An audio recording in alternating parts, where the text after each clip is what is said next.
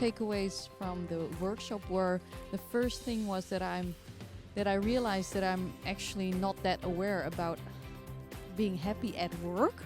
So that was really a good one, because we think about that, I think, not enough. And the second thing was all the tooling, the exercises that you showed us, that we did together, because it's really practical, and you can easily do this with colleagues as well. So I really love that. The neurologic part of it, that's new to me, and I find that very interesting, how you approach that. And I love the energy at the workshop. I think the group exercises were great. The two biggest takeaways from this workshops are the insights in the positivity resonance and the positivity ratio.